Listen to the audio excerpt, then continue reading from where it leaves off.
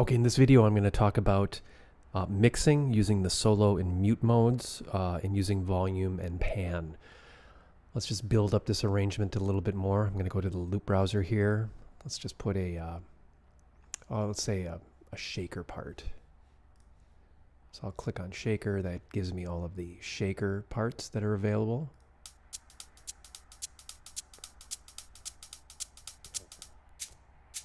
It's perfect. So I'm going to drag it into the session and put it underneath my tracks, and it will create a new track for me. Gives it a picture. I'm going to rename this right now because two-step remix doesn't really mean anything. So I'm going to double click right here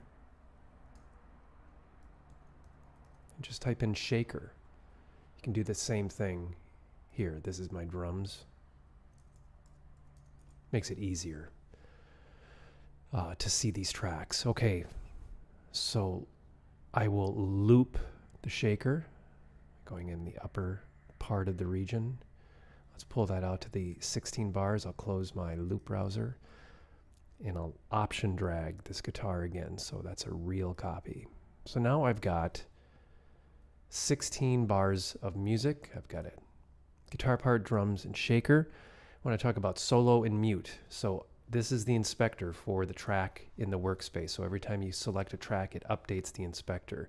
This is your volume for how loud the track is. This is your pan for where the instrument sits in the mix. So this is left, this is right, and this is straight up the middle. I'm going to show you the solo and mute modes. I'm going to put my playhead to the beginning. This button here will solo a track. So I'm just listening to this little shaker type part.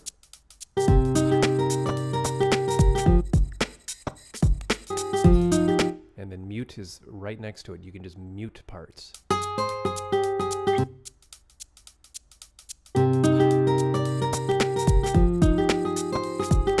Okay, solo, mute. Again, I'm going to solo the shaker part and this volume. And the pan will put the sound left or right. So there's some basics of using those functions in Logic for mixing.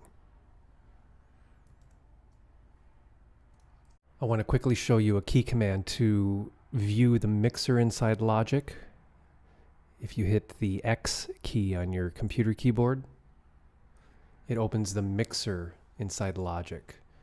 You can resize your view by putting your cursor right here in the middle and make a little more room to see what's going on. Here's what's important. Channel strips in the mixer appear left to right the same way they appear top to bottom in the arrange window.